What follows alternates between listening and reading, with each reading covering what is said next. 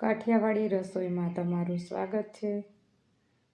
તો આજે બનાવીશું આપણે લસણિયા ગાંઠિયા। તો એના માટે શું શું જોઈએ આપણે જોઈ લઈએ।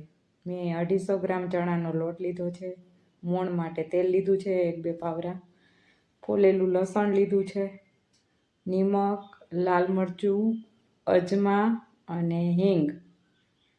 તો લસણ છે એ વધારે ઓછું તમે લઈ શકો છો। તો આ બધું આપણે રેડી કરીને રાખ્યું છે। હવે આપણે પહેલાં સૌપ્રથમ લસણને ખાંડી લેશું। તો આપણે ખાંડણી લઈ લીધી છે, એમાં નાખશું આપણે લસણ। તો લસણને છે એ તમારે એકદમ ઝીણું ખાંડવાનું છે। લસણ આપણે ઝીણું એકદમ ખંડાઈ ગયું છે આગળ, તો જોઈ લો તમે, સરસ ઝીણું આપણે ખાંડી નાખ્યું છે। હવે આપણે લેશું લોટ। તો લોટ છે એ તમારે ચાળીને લેવાનો છે। તો અહીંયા હું સૌપ્રથમ લોટ ચાળી લઉં છું।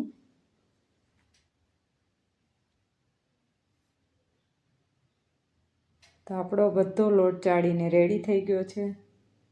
તો આપણે એમાં લસણ છે એ એડ કરી દઈએ। તો લસણ છે ને એ આપણે એકસાથે નથી નાખવાનું, આવી રીતના છૂટું છૂટું નાખવાનું છે, એટલે સરસ રીતે ભળી જાય બધા લોટમાં। પછી આપણે તેલ નાખી દઈશું। તેલ થોડુંક છે એ બચાવીને રાખવાનું છે આપણે।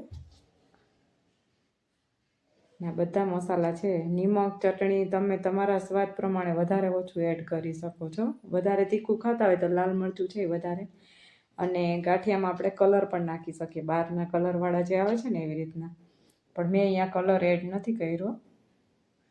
તમે કરી શકો છો। તમારે એકદમ લાલ ગાંઠિયા બનાવવા હોય ને તો તમારે કલર છે એ મળે છે આમાં એડ કરી દેવાનો।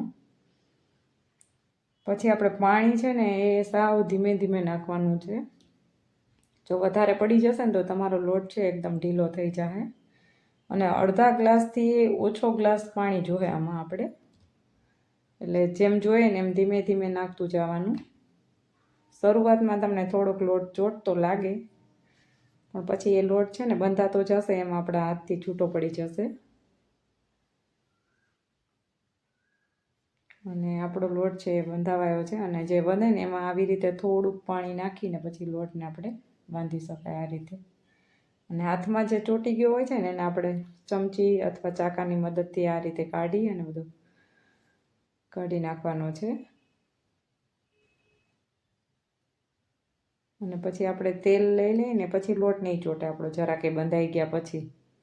તો આ જેટલું તેલ આપણે બચાવ્યું હતું ને થોડું ઘણું, એ આપણે આ ચકરી લેવાની છે, આ રીતની સંચાની ગાંઠિયાની આવે છે ને એ લેવાની છે આપણે। તો આ રીતે બધામાં આપણે તેલ લગાવી લઈએ ને એટલે આપણો લોટ છે ને ક્યાંય ચીપકશે નહીં ક્યારેય। તો અહીંયા લોટ મેં છે કરી અને રેડી રાખ્યો છે। તો હાથમાં આ રીતે તેલ લગાવી અને આ રીતે લોટને આપણે થોડોક ગોળ ગોળ આ રીતે ફેરવી અને આપણે એમાં મશીનમાં ભરી દઈશું।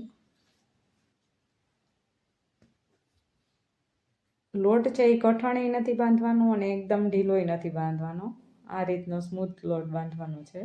અને હવે જુઓ તમે, જરા પણ હાથમાં ચોટશે નહીં લોટ આપણો। તો આ રીતના ગોળ આ રીતના વાળી અને પછી આપણે ભરી દઈશું એમાં, ઉપરથી થોડુંક તેલ લગાવી દઈશું। અને આ છે આપણે બંધ કરવાનું, એના ઉપર પણ થોડુંક તેલ લગાવીને બંધ કરીએ એટલે આપણો લોટ છે ને એ ક્યારેય એમાં ચોટશે નહીં। તો હવે આપણે છે ગેસ ઉપર તેલ ગરમ કરવા મૂકી દઈશું।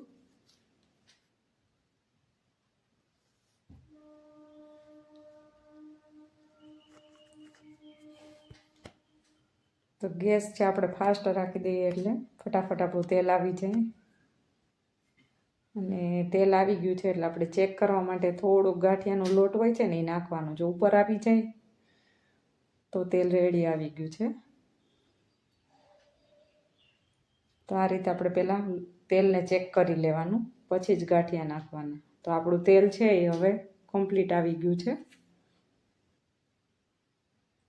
તો જો તમે આ રીતનો લોટ બાંધશો ને તો આસાનીથી તમારા ગાંઠિયા છે ને ફટાફટ જો આમ પડશે મશીનથી.